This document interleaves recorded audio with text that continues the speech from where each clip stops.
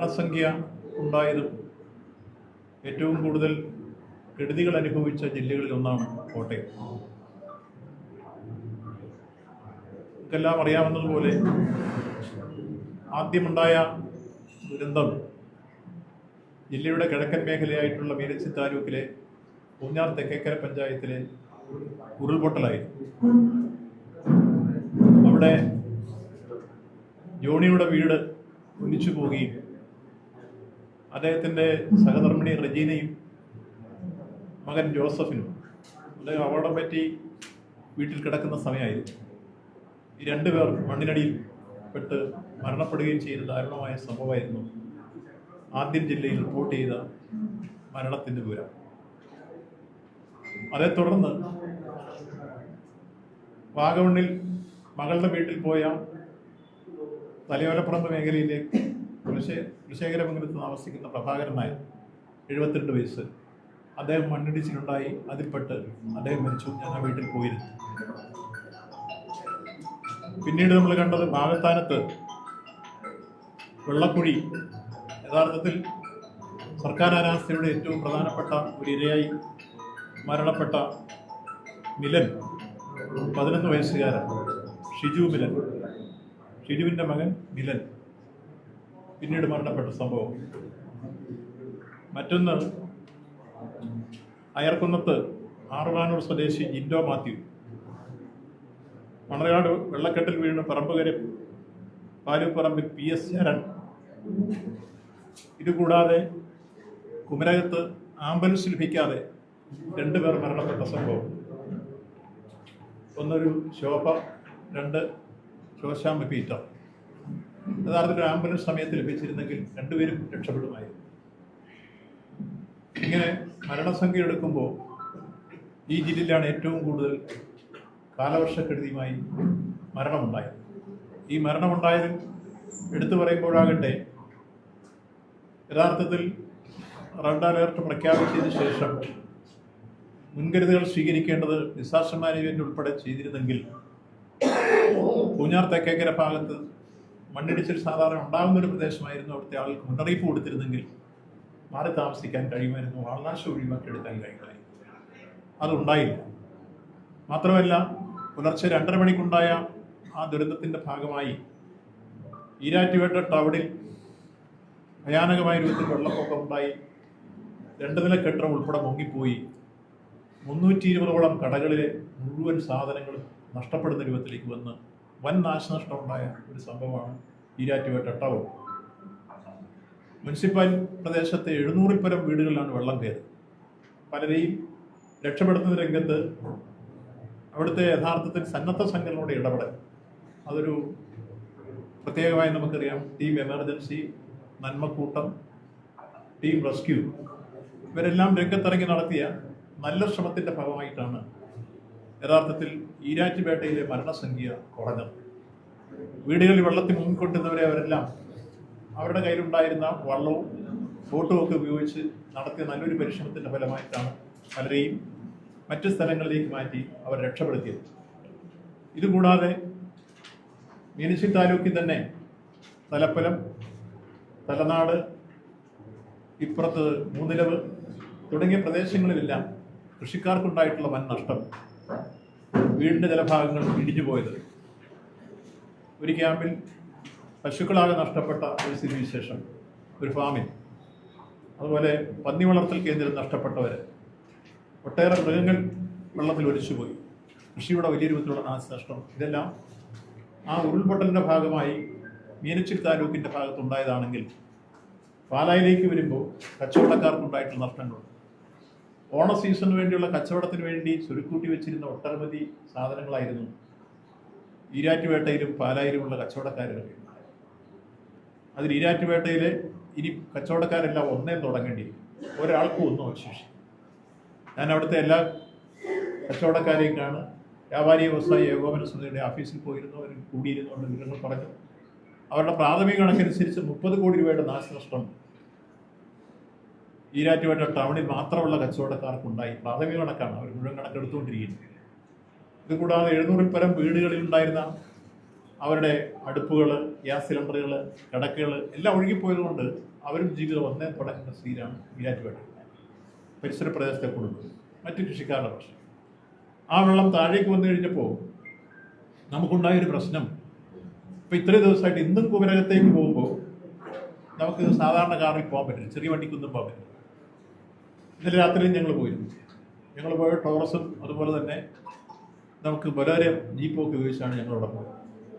അങ്ങനെ പോകാൻ കഴിയാത്ത ഒരവസ്ഥ നിലനിൽക്കുന്നതിൻ്റെ ഒരു കാരണം എന്താണെന്ന് ചോദിച്ചാൽ, വൈക്കത്ത് തണ്ണീർമുക്കം ബണ്ടുമായി ബന്ധപ്പെട്ടും അതുപോലെ കരിയർ സ്പിൽവേയുമായി ബന്ധപ്പെട്ട് വലിയ രൂപത്തിൽ പുല്ലും ഓളകളും വന്നടിഞ്ഞിട്ട് ഒഴുക്കുകളില്ലാതെ വരും. അതിൻ്റെ ഫലമായി ഈ കിഴക്കുന്നൊഴുകി വന്ന വെള്ളം കെട്ടിക്കിടക്കുന്ന സ്ഥിതി വന്നപ്പോഴാണ് ഇത്രയും ദിവസമായിട്ടും കുമരകം, തിരുവാർപ്പ്, അയ്മനം, ആർപ്പൂക്കര, നീണ്ടൂര്, വെച്ചൂര് ഈ പ്രദേശങ്ങളെല്ലാം വെള്ളം ഇറങ്ങിപ്പോകാതെ കിടക്കുന്ന സ്ഥിതി ശേഷം. അതുകൊണ്ടാണ് ഈ ക്യാമ്പുകളിൽ ഇപ്പോഴും കഴിയേണ്ടി വരുന്നത്.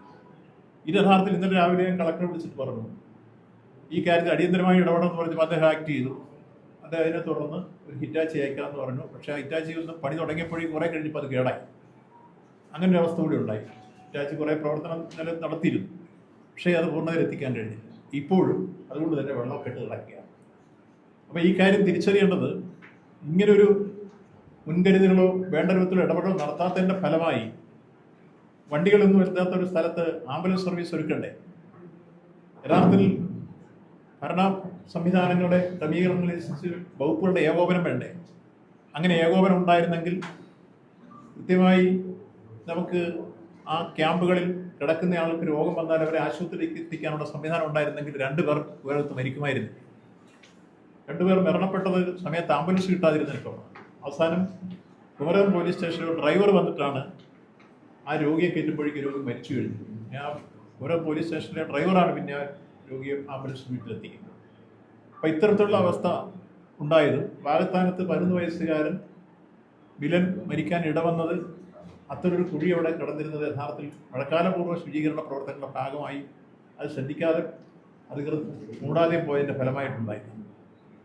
ഇങ്ങനെയുള്ള നിരവധി അശ്രദ്ധകളുടെയും സംവിധാനങ്ങളുടെ കോർഡിനേഷൻ്റെ അഭാവമാണ് ഈ മരണം ഇത്രയും വർദ്ധിക്കാനും നമ്മുടെ ജില്ലയിലെ ഈ ദുരന്തങ്ങൾ ഇത്ര ആഴത്തിൽ വരാൻ ഇടവന്ന സാഹചര്യം എന്ന കാര്യം എടുത്തു സൂചിപ്പിക്കുക. അപ്പോൾ സാധാരണഗതിയിൽ ഇത്തരത്തിലുള്ള പ്രശ്നങ്ങൾ വന്നാൽ ഏറ്റവും ഗൗരവത്തോടുകൂടി ശ്രദ്ധിക്കേണ്ടതാണ്. മുമ്പും കുമരകത്ത് 2018 വെള്ളപ്പൊക്കത്തിൻ്റെ സമയത്ത് നിങ്ങൾക്ക് പഴയ പത്രപ്രവർത്തകർക്കെല്ലാം അറിയാം, നമ്മളന്ന് ടോറസിൽ പോയിട്ടായിരുന്നു കുമരകം തിരുവാർപ്പയിൽ ഞാൻ ആളെ കൊണ്ടു. അപ്പോൾ അത്തരൊരു സ്ഥിതിയിലേക്ക് വന്നതിൻ്റെ കാരണം അന്നും വന്ന വെള്ളം കെട്ടിക്കിടന്ന് ഈ തണ്ണീർമുക്കം ബെഡിൻ്റെ ഭാഗത്തും കരിയർ സ്പില്ലയുടെ ഭാഗത്തുമൊക്കെ ഓളയും പുല്ലും എല്ലാം വന്ന് അടിഞ്ഞിട്ട് വെള്ളമൊഴുക്കില്ലാതെ വന്നു. അപ്പോൾ കായലിലേക്ക് വെള്ളം പോയി അത് കടൽ അബ്സോർവ് ചെയ്യുന്ന രൂപത്തിലേക്ക് വരുന്നൊരു സാഹചര്യം സൃഷ്ടിക്കേണ്ടത് യഥാർത്ഥത്തിൽ നമ്മുടെ അധികൃതരാണ്. ഭരണ സംവിധാനത്തിൻ്റെ ഒരു കോർഡിനേഷനിലൂടെ അതിൽ ആലപ്പുഴ ജില്ലാ കളക്ടർ, കോട്ടയം ജില്ലാ കളക്ടർ, അതുപോലെ പരിസ്ഥിതിയുമായി ബന്ധപ്പെട്ട കൂട്ടർ, റവന്യൂക്കാരെല്ലാം കൂടിച്ചേർന്നുള്ളൊരു കമ്മിറ്റിയുണ്ട്. ആ കമ്മിറ്റി കൂടിച്ചേർന്നുകൊണ്ട് ഇത്തരം പ്രശ്നങ്ങൾ വരുന്നാൽ കൂടാതെ നിൽക്കേണ്ട ഓൺലൈനാണെങ്കിൽ പോലും മെസ്സേജ് കൊടുത്തിട്ട് അപ്പം തന്നെ ഇത്തരം കാര്യങ്ങൾ ഇടപെടാൻ കഴിയും. അങ്ങനെയുള്ള കാര്യങ്ങളിലെ പോരായ്മകളിൽ നിന്നാണ് യഥാർത്ഥത്തിൽ ഈ 6-7 പഞ്ചായത്തുകൾ മുങ്ങിക്കിടക്കുന്ന അവസ്ഥയും ഇപ്പോഴും ആംബുലൻസ് കിട്ടാതെ രോഗികൾ മരിക്കാനിട വരുന്ന സാഹചര്യം സംജാതമായത് എന്ന ഗൗരവമുള്ളൊരു പ്രശ്നമാണ്. അതെല്ലാവരും നിങ്ങൾ തന്നെ പലരും റിപ്പോർട്ട് ചെയ്തിട്ടുണ്ട്. നിങ്ങൾക്ക് ഒറ്റയ്ക്കും വെട്ടയ്ക്കും ചില പത്രമാധ്യമങ്ങളും ദൃശ്യമാധ്യമങ്ങളും ഈ പല വിഷയങ്ങളും റിപ്പോർട്ട് ചെയ്തിട്ടുണ്ട്. നിങ്ങൾക്കെല്ലാം അതറിയാം. അങ്ങനെ റിപ്പോർട്ട് ചെയ്തുകൊണ്ടാണ് ഞങ്ങൾ ഈ പറയുന്ന മുഴുവൻ സ്ഥലത്ത് ഓടിയെത്തി. ഈ ജില്ലയിലെ എല്ലാ ദുരിതാശ്വാസ ക്യാമ്പുകളിലും എല്ലാ താലൂക്കുകളിലെ പ്രധാനപ്പെട്ട പ്രശ്നങ്ങളിലും ഞാനും പാർട്ടി സെക്രട്ടറി രഘുനാഥനും ഞങ്ങളെല്ലാം ചേർന്നിട്ട് ഉള്ള സ്ക്വാഡുകൾ ഞങ്ങൾ പോയിരുന്നു. അങ്ങനെ പോയി ഞങ്ങൾ ഓരോന്നും മനസ്സിലാക്കിയതിന് ശേഷമാണ് ഞങ്ങൾ ഈ കണക്കുകൾ പറയുക. അപ്പോൾ ഇവിടെ കൃത്യമായി പറഞ്ഞാൽ 139 ദുരിതാശ്വാസ ക്യാമ്പുകളിലായി 5668 കുടുംബം ഇപ്പം താമസം. 139 ദുരിതാശ്വാസ ക്യാമ്പുകളിലായി 5668 കുടുംബവും 12703 ആളുകളുമാണ് ഇപ്പോൾ ക്യാമ്പിൽ കഴിയുന്നത്. ഇതാണ് ജില്ലയിലെ കൃത്യമായ കണക്ക് ഞങ്ങൾ ക്യാമ്പുകളിൽ പോയി എടുത്തപ്പോൾ കിട്ടിയിട്ടുള്ളത്.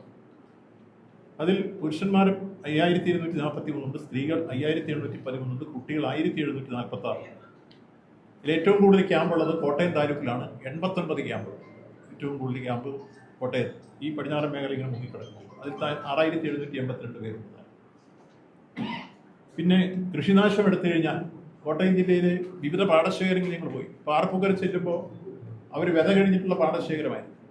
അവിടുത്തെ ആറിൽ നിന്ന് കവിഞ്ഞൊഴുകുന്നതിനും ഒരു ചെറിയ രൂപത്തിലുള്ള ബണ്ട് നിർമ്മിച്ചാൽ കൃഷി രക്ഷപ്പെടുമായിരുന്നു. മണൽച്ചാക്ക് നിറച്ചാണ് അവിടുത്തെ കൃഷിക്കാർ മഴ നനഞ്ഞും ചെയ്തുകൊണ്ടിരിക്കുമ്പോഴാണ് ഞങ്ങൾ അവിടെ ചെയ്തത്. അവർ വലിയ കഷ്ടപ്പെട്ട് മണൽച്ചാക്ക് നിറച്ച് 3.5 കിലോമീറ്ററാണ് അവർ തടവ് ഉണ്ടാക്കിയെടുത്തത്, തലയണ ഉണ്ടാക്കിയെടുത്തത്. അതിൻ്റെ ഫലമായിട്ട് കുറേ കൃഷി അവർക്ക് രക്ഷപ്പെടുത്താൻ കഴിയും. എന്നാലും കൃഷി നഷ്ടപ്പെട്ടത് സംബന്ധിച്ച് പരിശോധിക്കുമ്പോൾ ഏതാണ്ട് 1086.26 ഹെക്ടർ സ്ഥലത്തെ കൃഷിനാശം സംഭവിച്ചിട്ടുണ്ട്. അത് ഒരു 19.96 കോടി രൂപയുടെ നഷ്ടമായിട്ട് കണക്കാക്കാം എന്നാണ് കൃഷിക്കാരുമായി സംസാരിച്ചപ്പോൾ പറയാൻ കഴിയും. അയ്മനത്തെ പുത്തൻകരി പാടശേഖരമാണ് 260 ഏക്കറിലെ 22 ദിവസം പ്രായമായ ആ നെൽകൃഷിയാണ് നഷ്ടപ്പെടുന്ന സാഹചര്യമുണ്ട്. അതിൻ്റെ എല്ലാം ഡീറ്റെയിൽസ് ഞങ്ങൾ എടുത്തിട്ടുണ്ട്, കണക്ക് രേഖയാക്കി തരാം. ഇതുകൂടാതെ ഉരുൾപൊട്ടലുണ്ടായ സ്ഥലത്തെ കൃഷിക്കാർക്കുണ്ടായ നാശനഷ്ടങ്ങൾ, റബ്ബർ മരങ്ങൾ പോയത്, കുടുംബ കൃഷികൾ പോയത്, മറ്റ് പല രൂപത്തിലുള്ള കൃഷികൾ നാശനഷ്ടമായി വന്നിട്ടുള്ളതെല്ലാം ചേർത്താൽ അവർക്ക് 23.33 ഹെക്ടറിലെ കൃഷിനാശമാണ് ഉണ്ടായിട്ടുള്ളത് എന്ന് കണക്കാക്കിയിട്ടുണ്ട്. അപ്പോൾ ഇത്തരത്തിൽ നമുക്ക് വലിയ രൂപത്തിലുള്ള കൃഷിനാശവും സംഭവിച്ചിരിക്കുന്നു എന്ന കാര്യം എടുത്ത് സൂചിപ്പിക്കുക. മറ്റൊരു കെടുകാര്യസ്ഥയുടെ പ്രശ്നമാണ് കഴിഞ്ഞ ദിവസം മാധ്യമപ്രവർത്തകർക്ക് നേരെ ജനപ്രതിനിധികൾ പോലും കയർക്കുന്ന സാഹചര്യം ചില സ്ഥലത്തുണ്ട്. യഥാർത്ഥത്തിൽ സംഭവിച്ചുകൂടാത്തതാണ്. മാധ്യമപ്രവർത്തകർ ഏതെങ്കിലും പോരായ്മയുണ്ട് ചൂണ്ടിക്കാണിച്ചാൽ സ്വാഗതം ചെയ്യരുത്. ഞങ്ങളൊക്കെ ചെയ്തിരുന്നത് ഞങ്ങളെല്ലാം ജനപ്രതിനിധികളായിരുന്നതാണ്. ഇപ്പോഴും ചില മാധ്യമങ്ങളുടെ റിപ്പോർട്ട് അനുസരിച്ചാണ് ചില സ്ഥലത്ത് ഞങ്ങൾ ഓടിയെത്തിയത്. കാരണം അത് സഹായകരമാണ്. ഇപ്പോൾ നമുക്കാരും ചെന്നെത്ത് വെട്ടാൻ കഴിയാത്ത സ്ഥലത്ത് മാധ്യമപ്രവർത്തകർ ഇന്ന സ്ഥലത്തിൻ്റെ കുറവുണ്ടെന്ന് ചൂണ്ടിക്കാണിച്ചാൽ അത് കൃത്യമായി ഇടപെട്ടത് പരിഹരിക്കാൻ കഴിയുന്നതിന് പകരം അത് ചൂണ്ടിക്കാണിച്ച് മാധ്യമപ്രവർത്തകരെ വെല്ലുവിളിക്കുകയും ചീത്ത വിളിക്കുകയും അവരുടെ തട്ടിക്കുകയും ചെയ്യുന്നത് ആർക്കും ഭൂഷണമാണ്. അതൊരു തെറ്റായ സമീപനമാണ്. ജനാധിപത്യ മര്യാദ അനുസരിച്ച് അത്തരം നിലപാടുകൾ നമ്മൾ തിരുത്തപ്പെടേണ്ടതാണ് എന്ന കാര്യം സൂചിപ്പിക്കുകയാണ്. അതിലൊരു സംഭവം കൂടി ഞാൻ ചൂണ്ടിക്കാണിക്കുക. ഇപ്പോൾ ചങ്ങനാശ്ശേരി LP സ്കൂളിലെ ക്യാമ്പ് ടൗണിലുള്ളതാണ്. മുനിസിപ്പൽ ഏരിയയിൽ തന്നെയുള്ള അല്ലെങ്കിൽ കോടതിക്ക് തൊട്ടുള്ള ക്യാമ്പ്. അവിടെ രാവിലെ പുഴവാത പ്രദേശത്തെ ആളുകളെല്ലാം കൊണ്ടുപോയി. ക്യാമ്പിൽ വരുന്നവർക്ക് രാവിലത്തെ പ്രഭാത ഭക്ഷണം തയ്യാറാക്കേണ്ടത് ക്യാമ്പിലുള്ളവരാണ്. അവർക്ക് 10 മണിയായിട്ടും പ്രഭാത ഭക്ഷണം തയ്യാറാക്കിയത് മാത്രമല്ല, ആകെ കൊടുത്തത് ഒരു സ്റ്റൗവും ഒരു ഗ്യാസ് സിലിണ്ടറും ഒരു കിലോ സവോളയും. അത് ചില പത്രങ്ങൾ അതേപോലെ തന്നെ എഴുതിയിട്ടുണ്ടായിരുന്നു. ഇതാണ് ഒരു ക്യാമ്പിൽ രാവിലത്തെ പ്രഭാത ഭക്ഷണത്തിന് കൊടുത്തത്. കുറച്ച് കഴിഞ്ഞപ്പോൾ അതങ്ങ് എടുത്തുകൊണ്ട് പോയിട്ട് വേറൊരു ക്യാമ്പിലേക്ക് കൊണ്ടുപോയി. എന്നിട്ട് ഉച്ചയായപ്പോൾ വന്ന് അപ്പം പിന്നെ അവിടെ ബ്രേക്ക്ഫാസ്റ്റ് കഴിക്കാൻ വേണ്ടി വെളിയിൽ പോയിട്ട് പൈസ കൊടുത്ത് വാങ്ങിയിട്ടാണ് അവർ കഴിച്ചത്. പിന്നെ വെളിയിൽ പോയിട്ട് വേറൊരു ക്യാമ്പുണ്ട്, ആ ക്യാമ്പിൽ വേണ്ടി ഉച്ചയ്ക്ക് പോയി ഭക്ഷണം കഴിക്കാം. അവിടെയാണ് മനസ്സിലാക്കേണ്ടത്, കൊച്ചു കുട്ടികൾ, വൃദ്ധന്മാർ, വൃദ്ധകൾ ഇവരൊക്കെ കിടക്കുകയാണ്. അവരെല്ലാം എടുത്തുകൊണ്ട് അടുത്ത ക്യാമ്പിൽ പോയി ഭക്ഷണം കഴിച്ച് വീട്ടോടെ കൊണ്ട് കിടക്കണം. പലരെയും ഫയർഫോഴ്സും മറ്റാളും ചേർന്ന് വന്നുകൊണ്ട് വന്നവരുണ്ട്, എടുത്തുകൊണ്ട് വന്നവരുണ്ട്. അങ്ങനെയുള്ളവരെങ്ങനെയാണ് മറ്റൊരു ക്യാമ്പിൽ ഭക്ഷണം കഴിക്കാൻ പോവുക? യഥാർത്ഥത്തിൽ മുമ്പ് കാലങ്ങളിലെല്ലാം ചെയ്തിട്ടുള്ളത്, ഏത് ക്യാമ്പാണോ തുടങ്ങുന്നത് ആ ക്യാമ്പിൽ തന്നെ ഭക്ഷണം പാകപ്പെടുത്തി അവർക്ക് കഴിക്കാവുന്ന രൂപത്തിൽ കൊടുക്കുകയാണ് ഇതിന് മുമ്പ് ചെയ്തിട്ടുള്ളത്. ഇപ്പോൾ അത് ചെയ്തില്ല എന്നുള്ളതാണ് ഏറ്റവും പ്രധാനപ്പെട്ട പോരായ്മയായി ഞങ്ങൾ ചൂണ്ടിക്കാണും. അപ്പോൾ ഈ തരത്തിൽ ചെയ്തില്ലെന്ന് മാത്രമല്ല, അതിൽ ഏറ്റവും ഗുരുതരമായൊരു വീഴ്ച നിങ്ങളുടെ ശ്രദ്ധപ്പെടുത്തുക. ഗോപി എന്ന് പറയുന്ന പുഴവാതിലുള്ള ഒരു രോഗി രാവിലെ 9 മണിക്ക് ക്യാമ്പിൽ വരുമ്പോൾ അദ്ദേഹം പറഞ്ഞു, എനിക്ക് വിറയ്ക്കുന്നുണ്ട്, കൈകാലുകൾ കോച്ചുന്നുണ്ട്. അത് ഒരു സ്റ്റോക്കിൻ്റെ സിംറ്റമാണ്. ഒരു രോഗിയായ രൂപത്തിലേക്ക് അത്തരം ഒരു സിംറ്റം ഉണ്ട്, ഇതിൻ്റെ ആശുപത്രി കൊണ്ടുപോകണമെന്ന് ഇപ്പം തന്നെ ആംബുലൻസ് കൊണ്ടുവരാമെന്ന് പറഞ്ഞ ഒരാൾ പോയി. ആ പോയ ആളിനെ പിന്നെ കണ്ടില്ലെന്ന് അദ്ദേഹം പറഞ്ഞു. ഞാൻ ചെല്ലുമ്പോൾ 3:30 മണിയായി. ആ 3:30 മണിയായപ്പോൾ അദ്ദേഹത്തിനോട് പറഞ്ഞു, എനിക്ക് എങ്ങനെയെങ്കിലും ഒരു ആശുപത്രി കൊണ്ട് എനിക്കിങ്ങനെ വിഷമങ്ങളുണ്ട്. ഞാനപ്പം തന്നെ ചങ്ങനാശ്ശേരി ആശുപത്രിയിലെ സൂപ്രണ്ടിനെ വിളിച്ചു, കളക്ടറെ വിളിച്ചപ്പോൾ കിട്ടിയില്ല. അവിടുന്ന് ADM-നെ വിളിച്ച് പറഞ്ഞു, ഇങ്ങനൊരു പ്രശ്നമുണ്ട്, നിങ്ങളത് ശ്രദ്ധിക്കാതെ. ഏതായാലും പെട്ടെന്ന് ചങ്ങനാശ്ശേരി ആശുപത്രിയിലെ സൂപ്രണ്ട് വാഹനം ആംബുലൻസ് വിട്ടു. അപ്പം തന്നെ DYFIയുടെ പ്രവർത്തകരെ കൂട്ടി അദ്ദേഹത്തെ ആശുപത്രിയിൽ വെച്ചു. അദ്ദേഹം യഥാർത്ഥത്തിൽ അത്രയും സമയം ജീവിച്ചിരുന്ന ഒരു വലിയ സംഭവമല്ലേ.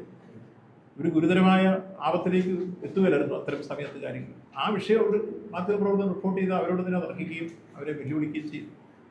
അതൊരു ന്യൂനത ചൂണ്ടിക്കാണിച്ച് നമുക്ക് പരിഹരിക്കാനുള്ള അവസരം ഉണ്ടാക്കി തരികയില്ലേ. ഇതൊരു സൃഷ്ടിപരമായ വിമർശനമാണ്.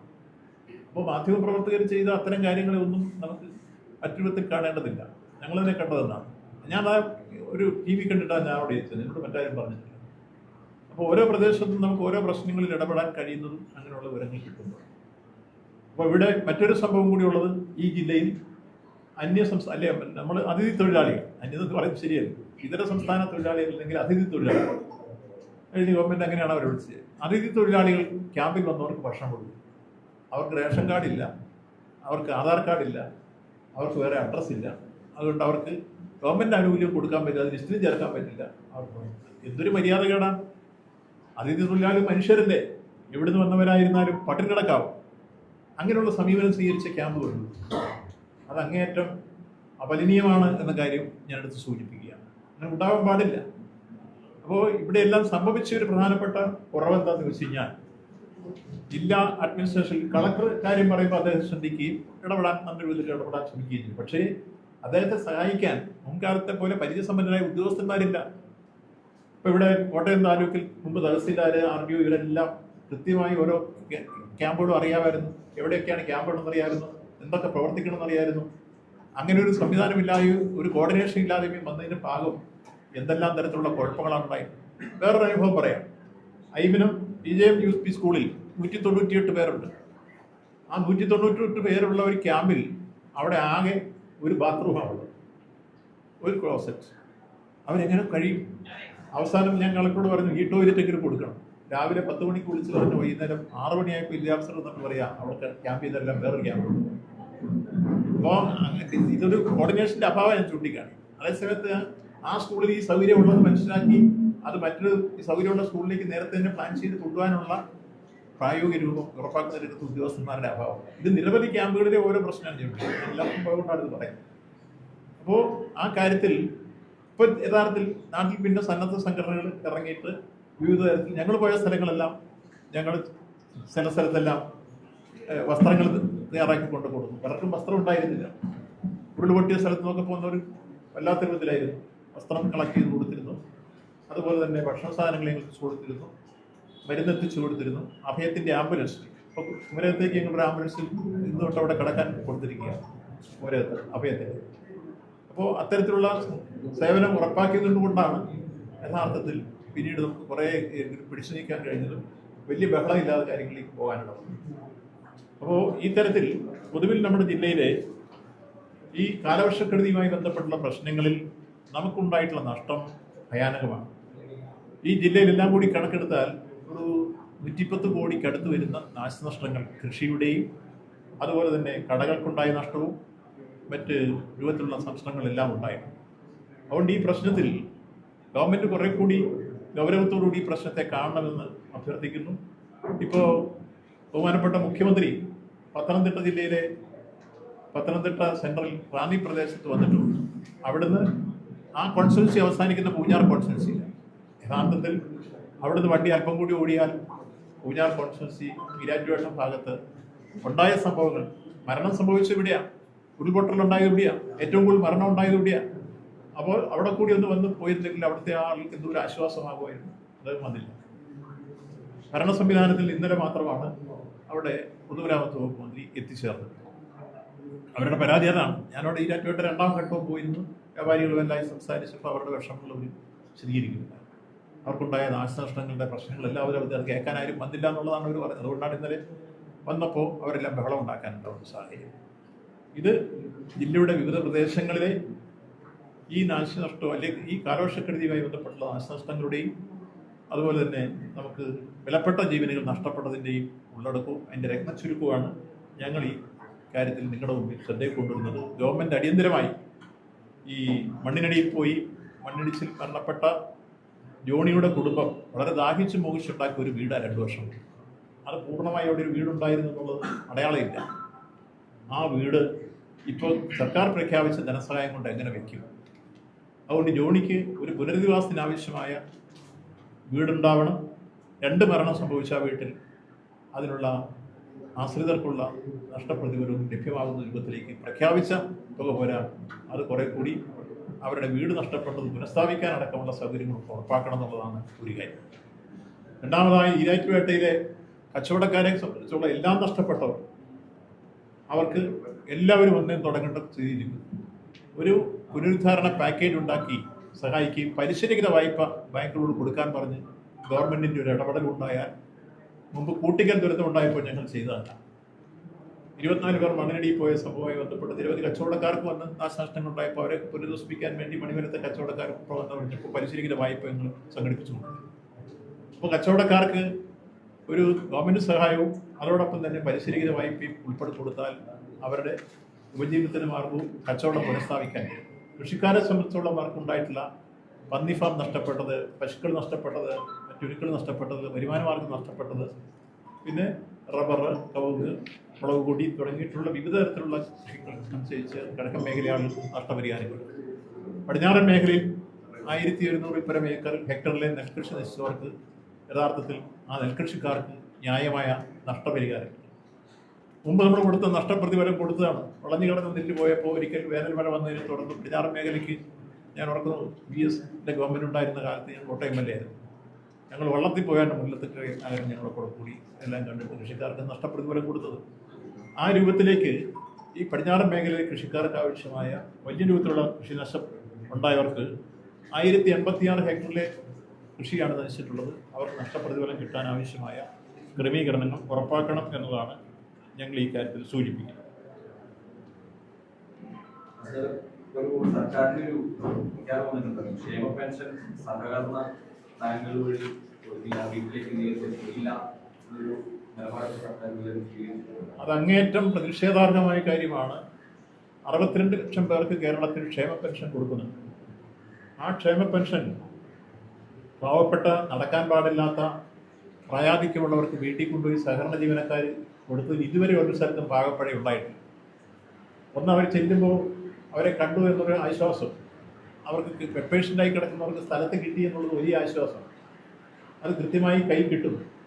അതേസമയത്ത് മറ്റെവിടെയെങ്കിലും ബാങ്കുകളിൽ എവിടെയെങ്കിലും വന്നാൽ എടുക്കാൻ ആരെ പറഞ്ഞു വിട്ടാൽ അവർക്കതിന് പോകുന്ന ആളുകൾക്ക് വേതനം കൊടുക്കണം, അതല്ലെങ്കിൽ അവർക്ക് വണ്ടിക്കൂലി ഉണ്ടാക്കണം. ഇങ്ങനെയെല്ലാമുള്ള വിഷമം വീടിൽ കഴിയുന്ന വന്ധ്യവയോധികരായ നമ്മുടെ വൃദ്ധജനങ്ങൾക്ക് അല്ലെങ്കിൽ ഗുരുജനങ്ങളെ പോലുള്ളവർക്കല്ലേ കിട്ടിക്കൊണ്ടിരുന്നത്. ആ കിട്ടിക്കൊണ്ടിരുന്ന ഈ ആനുകൂല്യം ഈ രൂപത്തിൽ നിഷേധിക്കുന്നത് അങ്ങേയറ്റം മനുഷ്യത്തിരഹിതമായ സമീപനമാണ് എന്ന് പറയേണ്ടി വരും. നിയമവിരുദ്ധമൊന്നുമല്ല, മനുഷ്യത്തിരഹിതം.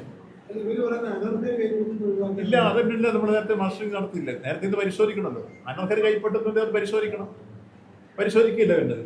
അതിന് സർക്കാർ സംവിധാനം എത്രയോ ഉണ്ട് അനർഹർ പറ്റുന്നുണ്ടെങ്കിൽ. ഇത് കൃത്യമായി ഓരോ വീടുകളിൽ കൊണ്ടുപോയി ആരാണോ ഇത് ഒപ്പിട്ട് വാങ്ങേണ്ട ആൾ തന്നെ ഒപ്പിട്ട് വാങ്ങിക്കൊണ്ട് അതിൻ്റെ രേഖസഹിതമാണ് മടക്കിക്കൊണ്ടിരിക്കുക. സഹകരണ ജീവനക്കാർ കൊണ്ട കൊടുത്തുകൊണ്ടിരുന്നത് എത്രയോ ആശ്വാസകരമായ ഒരു നടപടിയായിരുന്നു. പാവങ്ങൾക്ക് വലിയ പ്രതീക്ഷ നൽകുന്നൊരു സംഭവമായിരുന്നു. അവർക്ക് പലർക്കും ഉപജീവനത്തിനോ ഒരു നേരത്തെ ചായ കുടിക്കാനൊന്നുമില്ല, ഓല വാങ്ങിക്കാൻ അല്ലെങ്കിൽ ഒരു നേരത്തെ കഞ്ഞി കുടിക്കാനൊക്കെ കിട്ടിക്കൊണ്ടിരുന്ന വരുമാനമാണ് ഈ വരുമാനം. അത് വീട്ടിൽ സമയാസമയങ്ങളിൽ കിട്ടുമായിരുന്നു എന്നുള്ളത് ഇല്ലാതാക്കി കഴിഞ്ഞാൽ പലതും സംഭവിക്കാൻ പോകുന്നത് ആ പാവങ്ങൾക്ക് പോയി വാങ്ങിക്കാനുണ്ടാവില്ല, അവിടെ ചെന്നാൽ സമയത്ത് കിട്ടണമെന്നില്ല, പഴയപോലെ തിണ്ണ നിരങ്ങുന്ന രൂപത്തിലേക്ക് വരും. ഫലത്തിൽ ആ പെൻഷൻ പദ്ധതിയെ അട്ടിമറിക്കുന്ന രൂപത്തിലേക്കുള്ള തീരുമാനമാണ് ഗവൺമെന്റിന്റെ ഭാഗത്തുണ്ടായത്. അത് അങ്ങേയറ്റം പ്രതിഷേധാർഹമാണ്. ഇത് പുനഃസ്ഥാപിക്കണമെന്ന് തന്നെയാണ് ഉണ്ടാവുക.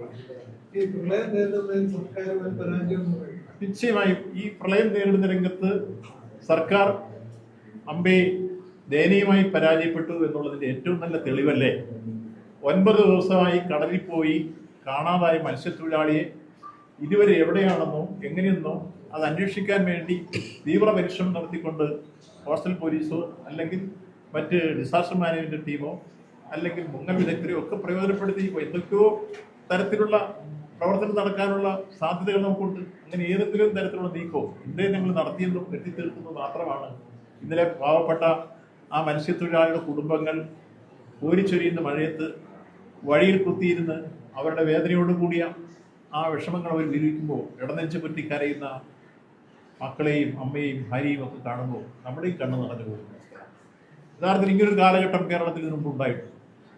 കടലിൽ പോയവരെ 9 ദിവസമായിട്ട് അതിന് എന്നിട്ട് ചോദിക്കുമ്പോൾ കൊടുക്കുന്ന മറുപടി അത് കടലിൽ പോയാൽ വരും താമസിക്കാൻ. അത് പരിഹാസം കൂടിയല്ലേ ഇത് സംഭവിക്കുന്നത്. അപ്പോൾ യഥാർത്ഥത്തിൽ അവരോട് വളരെ ഈ വിഷയത്തിൽ അവരെ ആശ്വസിപ്പിച്ചും സഹായിച്ചും സംസാരിക്കേണ്ടവർ പോലും മര്യാദയോടുകൂടി സംസാരിച്ച് ആ കാര്യത്തിൽ നടന്നു. ഇന്ന് രാവിലെ 5 മണിക്ക് തെരച്ചിൽ ആരംഭിക്കാൻ മത്സ്യത്തൊഴിലാളികളുടെ സഹായത്തോടു കൂടി അവിടെ എല്ലാ സുരക്ഷാ സംവിധാനങ്ങളും കൊണ്ട് തെരച്ചിൽ ആരംഭിക്കുമെന്ന് ഇന്നലെ പോയി ഒരു മന്ത്രി പറഞ്ഞതാണ്. ഇന്ന് 11:30 വരെ ആരംഭിച്ചില്ല. അപ്പോൾ എത്ര ഉദാസീനതയാണ് അത്തരം പ്രശ്നങ്ങൾ കാണിക്കുന്നത്. യഥാർത്ഥത്തിൽ തന്നെ യുദ്ധകാലാടിസ്ഥാനത്തിൽ ചെയ്യേണ്ടതില്ല. ഡിസാസ്റ്റർ മാനേജ്മെന്റിന്റെ പ്രവർത്തനം അമ്പേ ദയനീയമായി പരാജയപ്പെട്ടില്ലേ. ഈ കോർഡിനേഷന്റെ അഭാവം. റാന്നിയിലുണ്ടായ സംഭവം എടുത്ത് പരിശോധിക്കുക. ആ സംഭവം ഒരു സുപ്രഭാതത്തിൽ എല്ലാം നഷ്ടപ്പെടുന്ന രൂപത്തിലേക്ക് ഏതെങ്കിലും തരത്തിലൊരു മുന്നറിയിപ്പ് കൊടുക്കാൻ കഴിഞ്ഞു. നമുക്ക് റെഡ് അലർട്ട് ഉണ്ടായിക്കഴിഞ്ഞാൽ അന്നേരം തന്നെ അനൗൺസ്മെന്റ് മറ്റു വിധത്തിലുള്ള പരസ്യങ്ങളെല്ലാം കൊടുത്ത് നിങ്ങൾ മാധ്യമങ്ങൾ വഴിയെല്ലാം അറിയിപ്പുകൾ കൊടുത്ത് എത്രയോ മുൻകരുതൽ എടുക്കാനായിട്ട് ഇടപെടാൻ കഴിയേണ്ടതാണ് ഡിസാസ്റ്റർ മാനേജ്മെന്റ്. ആ സംവിധാനമാകെ പാളി. അത് പൊതുവിൽ സംസ്ഥാനത്ത് എവിടെയും കണ്ട രൂപമാണ് കോട്ടയം ജില്ലയിൽ ഏറ്റവും കൂടുതൽ സംഭവിച്ചിരിക്കുന്നു എന്നുള്ളതാണ് നിങ്ങൾ ശ്രദ്ധപ്പെടുന്നത്. നിങ്ങൾക്കെല്ലാം തന്നെ നേരിട്ട് ബോധ്യമുള്ള, ഞങ്ങളിത് രാഷ്ട്രീയമായി പറയുന്നൊരു കാര്യമല്ല.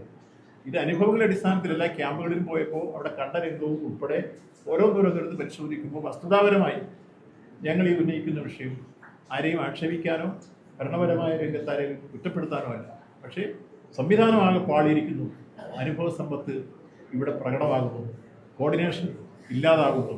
ഫലം മരണവും ദുരന്തവും ഓരോ ദിവസവും ഏറിക്കൊണ്ടിരിക്കുന്നു. അത് അനുസരിച്ച് അത് തന്നെയാണ് പാലപ്പുഴ ജില്ലയിൽ മുതലപ്പുഴയുമായി ബന്ധപ്പെട്ട പ്രശ്നമുണ്ടല്ലോ.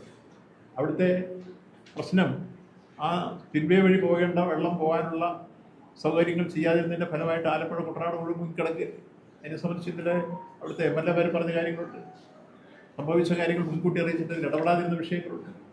ഇത്തരം കാര്യങ്ങളെല്ലാം നിൽക്കുകയാണ്. അപ്പം അതുകൊണ്ട് തോട്ടപ്പള്ളിയിലുണ്ടായ ആ പ്രശ്നം ഇന്ന് ആലപ്പുഴ ജില്ലയെ ഏറ്റവും ഗൗരവതരമായി ബാധിച്ച ഒരു പ്രശ്നമായി നിൽക്കുകയാണ്. അവിടുത്തെ ഭരണകക്ഷി MLA പോലും ഏറ്റവും ദേഷ്യത്തിലുള്ള പല കുട്ടനാട് MLA സൂചിപ്പിച്ചു. ഞാൻ വിളിച്ചിട്ട് മുഖ്യമന്ത്രി ഫോൺ എടുക്കുന്നില്ല, വകുപ്പ് മന്ത്രി ഫോൺ എടുക്കുന്നു. ഞാൻ പറഞ്ഞതല്ല, ഇങ്ങനെയുള്ള സംഭവങ്ങളുണ്ടായി.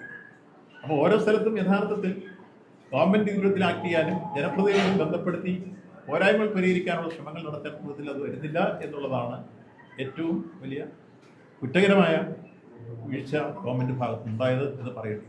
ഈ പ്രളയക്കെടുതിയുമായി ബന്ധപ്പെട്ട് വലിയ രീതിയിൽ ചർച്ചയാവുന്ന മറ്റൊരു കാര്യം എന്ന് പറയുന്നത് വേമ്പനാട്ട് കായലിന്റെ ആഴക്കുറവും കാര്യങ്ങളും ഒക്കെയാണ്. കഴിഞ്ഞ പ്രളയത്തിന് ശേഷവും കഴിഞ്ഞ സർക്കാരിന്റെ കാലത്ത് പോലും ഒന്നും ചെയ്യാനായിട്ട് കഴിഞ്ഞില്ല. പ്രാദേശികമായിട്ടുള്ള ആളുകൾ ആവശ്യപ്പെടുന്നത് ഈ മീനച്ചിലാറിന്റെ വെള്ളം ഒഴുകി വേമ്പനാട്ട് കായലിലേക്ക് എത്തുമ്പോൾ അതിൽ ഉൾക്കൊള്ളാൻ വലിയ ശേഷിയില്ല. എക്കല് ചെളി പ്ലാസ്റ്റിക് അടിഞ്ഞതിന്റെ ആഴം കുറഞ്ഞു എന്നുള്ളതാണ്. അങ്ങനെ 2023 തന്നെ പഠന റിപ്പോർട്ടുള്ളതാണ്.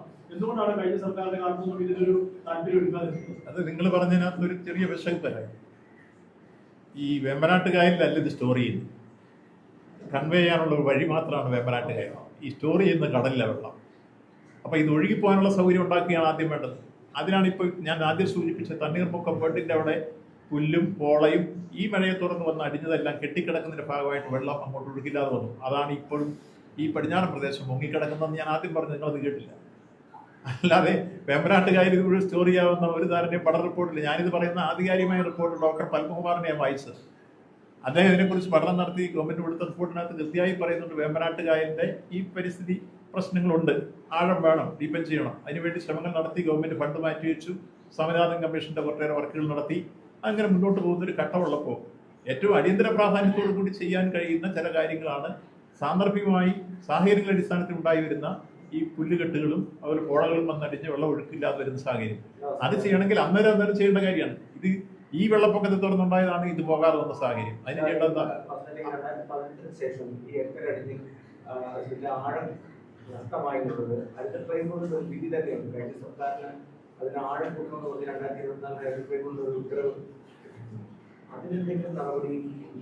അതിനുള്ള നടപടിയായിരുന്നു കഴിഞ്ഞ ഗവൺമെന്റ് കാലഘട്ടത്തിൽ തുടങ്ങി വെച്ചത്. 3 ഘട്ടങ്ങളിൽ അതിനുവേണ്ടിയുള്ള മീറ്റിംഗ് ഈ പ്രദേശത്തുള്ള MLA ചേർത്തിട്ട് മുഖ്യമന്ത്രി തന്നെ വിളിച്ച് അതിനുവേണ്ടി ബഡ്ജറ്റിൽ ഫണ്ട് മാറ്റിവെച്ചു. ആ പ്രവർത്തനങ്ങൾക്ക് തുടക്കം കുറിച്ചു. അതിന്റെ ഭാഗമാണ് ഈ പഴുക്കാന്തലം കായലിൽ 102 കോടി രൂപ മാറ്റിവെച്ചതൊക്കെ അതിന്റെ ഭാഗമാണ്. ഞങ്ങളാണ് അതിന്റെ പ്രപ്പോസൽ കൊടുത്തത്. അതിന്റെ കിഫ്ബിയാണ് അതിന് ഫണ്ട് അനുവദിച്ചിരിക്കുന്നത്. ആ വർക്ക് സ്റ്റാർട്ട് ചെയ്യാൻ പോകുന്ന ഘട്ടം. അപ്പോൾ അതുകൊണ്ട് അതിലേക്ക് കഴിഞ്ഞ ഗവൺമെന്റ് വന്നു. പക്ഷേ ഇപ്പോൾ അടിയന്തര പ്രാധാന്യത്തോട് ചെയ്യേണ്ട കാര്യമാണ് ഞാൻ പറഞ്ഞത്. ഇത് ചെയ്തിരുന്നെങ്കിൽ ഇപ്പോൾ കുമരകവും അയ്മനവും ആർപ്പൂക്കരയും നീണ്ടൂരും ഒക്കെ ഈ മുങ്ങിക്കിടക്കുമായിരുന്നില്ല. മുമ്പ് ഇത് മുങ്ങിക്കിടക്കാൻ ഇടവന്നത് ഈ വെള്ളത്തെ ഒഴുക്കി വേമ്പനാട്ട് കായൽ വഴി കടലെത്തിക്കുന്ന ചുമതലയാണ് വേമ്പനാട്ട് കായലിനുള്ളത്. അത് പോകണമെങ്കിൽ ഈ തടസ്സങ്ങൾ ഒഴിവാക്കിക്കൊള്ളു. ചങ്ങനാശ്ശേരിയിൽ ഇന്നലെ KSCB ക്യാൻസർ രോഗിയായിട്ടുള്ള പ്രളയബാധിതരുടെ വലിയൊരു പ്രതിഷേധം ഉണ്ടായിട്ടുണ്ട്. അത് KSCBയുടെ നടപടി എങ്ങനെയാണ്? ആ നടപടിയും അങ്ങേറ്റം ക്രൂരമായി പോയെന്ന് പറയാം. സാധാരണ ക്യാൻസർ പേഷ്യൻസിന് വൈദ്യുതി ചാർജിൽ കൺസെഷൻ ഉള്ളതാണ്. അതുള്ളപ്പോൾ അവരെ ആശുപത്രി കൊണ്ടുപോയിരിക്കുന്ന ഘട്ടത്തിൽ അവരുടെ വീട്ടിൽ പോയി ഫീസ് കിട്ടി എന്ന് പറയുന്നത് ക്രൂരമാണ്, മനുഷ്യത്വരഹിതമായ സമീപനമാണ്. അത് ഞാൻ ചില മാധ്യമങ്ങളിൽ വായിച്ചു. അങ്ങേറ്റം ഒരു പ്രതിഷേധാർഹമായ കാര്യമാണ് എന്ന കാര്യം എടുത്ത് സൂചിപ്പിക്കുക. ഒന്ന് കറണ്ട് തരുന്നില്ല, രണ്ടാമത് തന്നോടത്ത് ഈ പണിയും ചെയ്യും.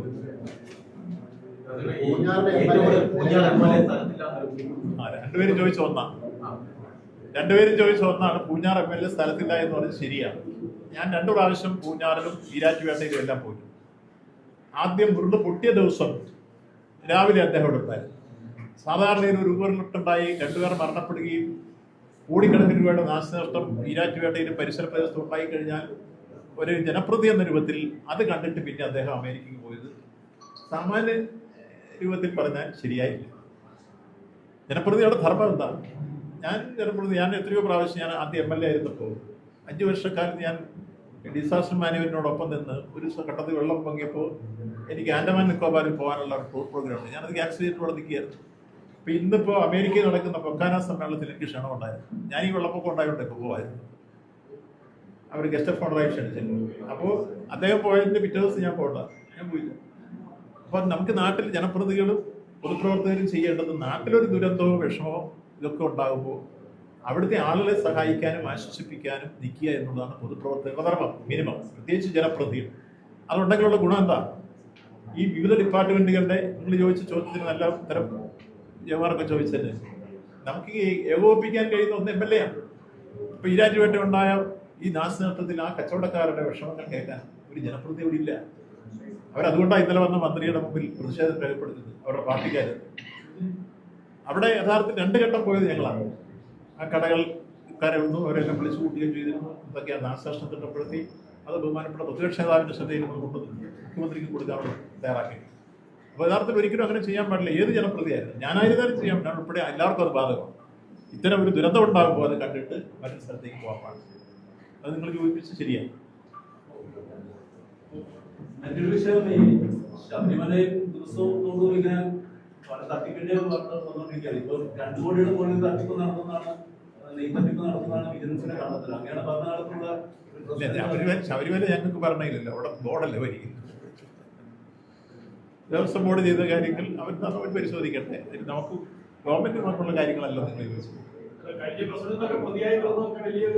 അതെന്താണെന്ന് പരിശോധിച്ചിട്ട് പറയാവുന്ന കാര്യമില്ല. നമുക്കറിയില്ല. അവിടുത്തെ ഡേ ടു ഡേ ബിസിനസ് ഒക്കെ ശ്രദ്ധിക്കുന്നത് സാധാരണ ഉദ്യോഗസ്ഥന്മാരാണ്. എന്താണ് ചെയ്തിരിക്കുന്നത്? പശു ഉണ്ടെങ്കിൽ അത് കണ്ടെത്തി ഇതിനോട് സ്വീകരിക്കട്ടെ. അതിനോട് തർക്കമൊന്നുമില്ല. ഹിന്ദു റിലീജിയസ് ആക്ട് അനുസരിച്ചാണ് ബോർഡ് അതിൽ മറ്റ് ഗവൺമെന്റ് ഇടപെടാൻ അധികാരം.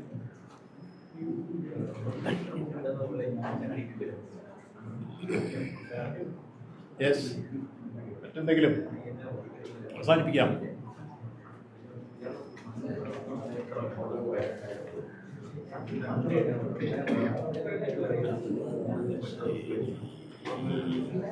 Thank you.